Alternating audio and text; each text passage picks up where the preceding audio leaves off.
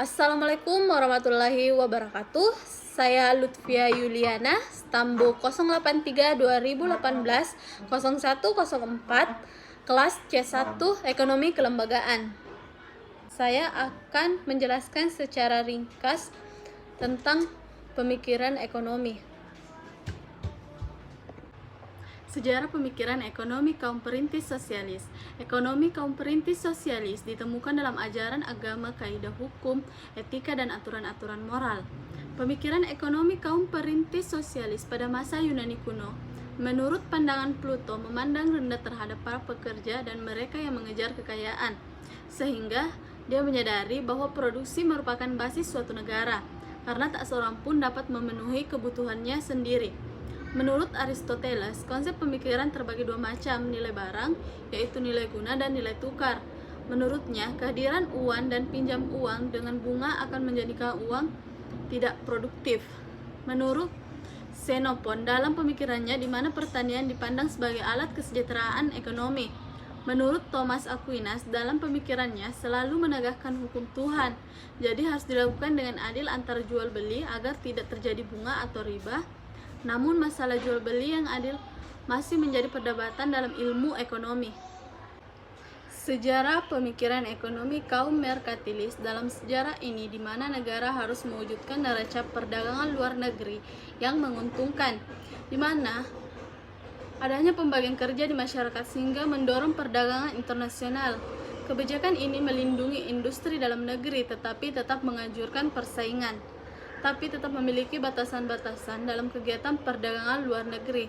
Proteksi industri yang menganjurkan persaingan dalam negeri dan tingkat upah yang rendah yang mampu mendorong ekspor, sehingga jumlah uang yang beredar dan mempengaruhi tingkat bunga dan harga barang.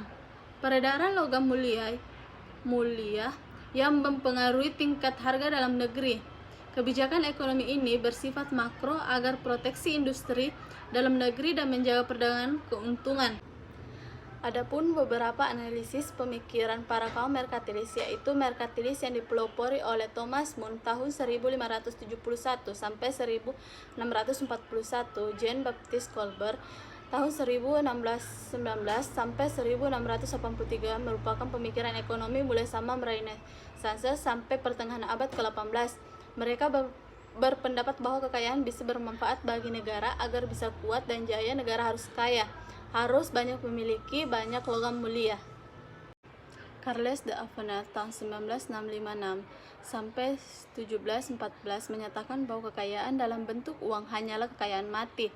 Oleh karena itu, harus diperbesar tingkat konsumsi masyarakat, terutama untuk barang mewah yang diproduksi di dalam negeri.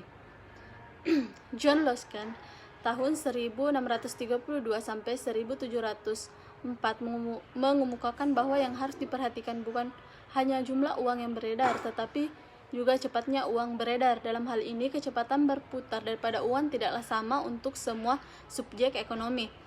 Teori kuantitas uang sederhana tersebut kemudian di belakang hari disempurnakan oleh Irving Fisher pada tahun 1867 sampai 1947, profesor ekonomi dari Yale dan pendiri aliran monetaris dengan rumus M kali F sama dengan P kali T, di mana M adalah money, yaitu kuantitas uang yang beredar, F adalah velocity, yaitu kecepatan uang atau perputaran uang tahunan, P adalah price, yaitu tingkat harga umum, T adalah trade, yaitu kuantitas barang yang dihasilkan di perdagangan selama setahun.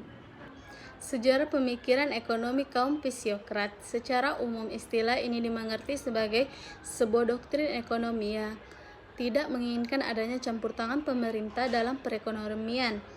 Mazhab fisiokrat tumbuh sebagai kritik terhadap pemikiran ekonomi merkantilis.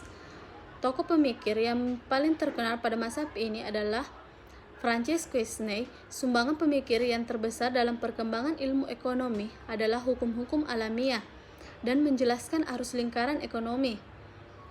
Inti pemikiran utama dalam mazhab fisiokrat dituangkan dalam tabel ekonomi terdiri dari kaum petani, kaum pemilik tanah, meliputi kaum perdagangan dan industriawan, serta kaum pekerja. Bagi Quesnay, Hukum ekonomi yang bersesuai dengan hukum alam ini menjadikan alam, dalam hal ini tanah, sebagai satu-satunya sumber kemakmuran masyarakat.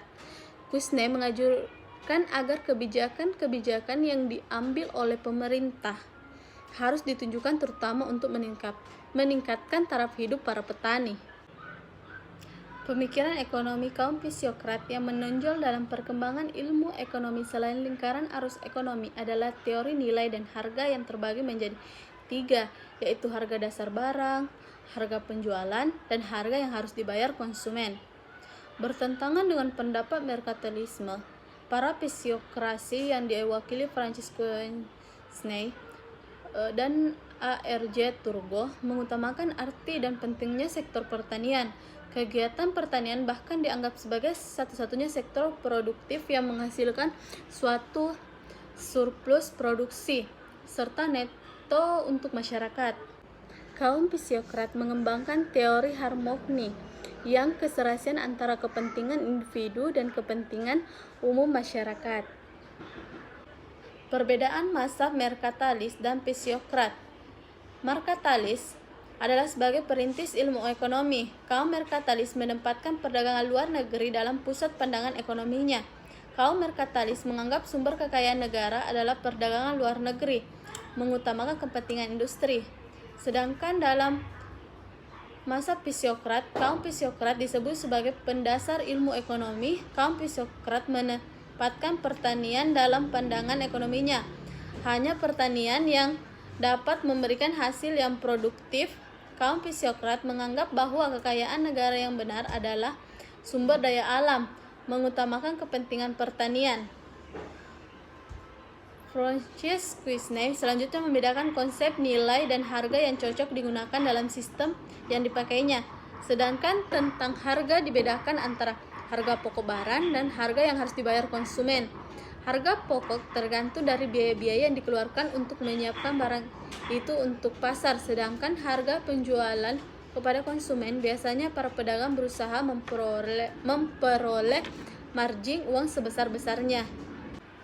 Adapun teori di dalam pemikiran kaum fisiokrat, yaitu teori Turgot, ialah semua barang yang disukai umum berfungsi sebagai alat tukar.